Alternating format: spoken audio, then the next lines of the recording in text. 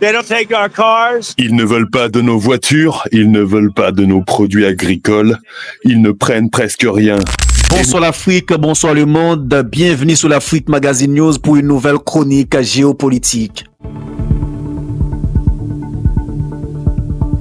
Le monde traverse une période géopolitique marquée par une série de décisions économiques et diplomatiques audacieuses. Et au cœur de cela se trouvent les États-Unis sous la présidence de Donald Trump. L'Union européenne, jusqu'ici considérée comme un allié stratégique des États-Unis, fait aujourd'hui face à des menaces inattendues, notamment des sanctions commerciales et des pressions sur ses économies. Ce contexte a ouvert une nouvelle page dans les relations transatlantiques, particulièrement avec l'imposition des taxes douanières sur les importations européennes, une politique qui reflète une vision plus isolationniste de Washington.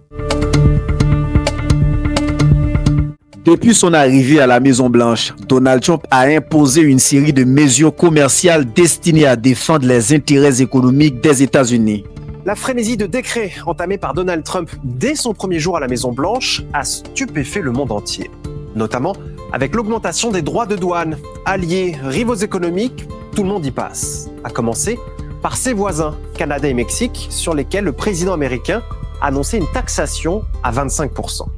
Même si les dirigeants canadiens et mexicains ont obtenu un sursis d'1 mois, l'épée de Damoclès pèse toujours au-dessus de leur tête. Pour le grand rival chinois, c'est une augmentation de 10% des droits de douane sur l'ensemble des produits importés qui a été imposée.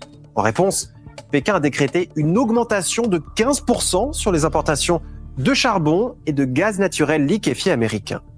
Et l'Europe dans tout ça, épargnée ? Oh non, le fantasque 47e président américain l'a bien en ligne de mire.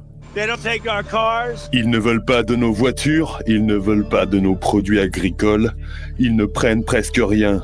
Et nous importons tout de chez eux.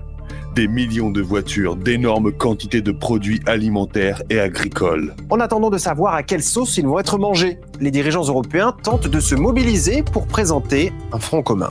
Emmanuel Macron, par exemple, a essayé de faire diversion en suggérant que Washington avait plus important à faire que de punir l'Union européenne.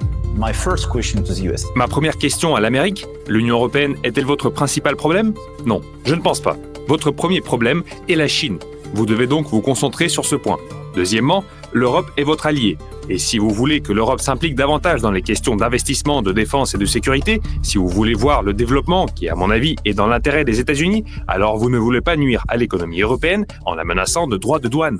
Peine perdue. On vient d'apprendre l'imposition de nouveaux droits de douane de 25% sur l'aluminium et l'acier importés aux États-Unis, peu importe sa provenance. Ce qui veut dire que cela touche aussi l'Union européenne.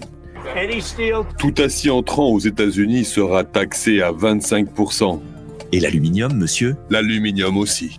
Mais au final, peu importe l'interlocuteur. Trump continue de faire du Trump et ne garde en tête qu'une seule chose, défendre les intérêts de son pays sans forcément en calculer les répercussions.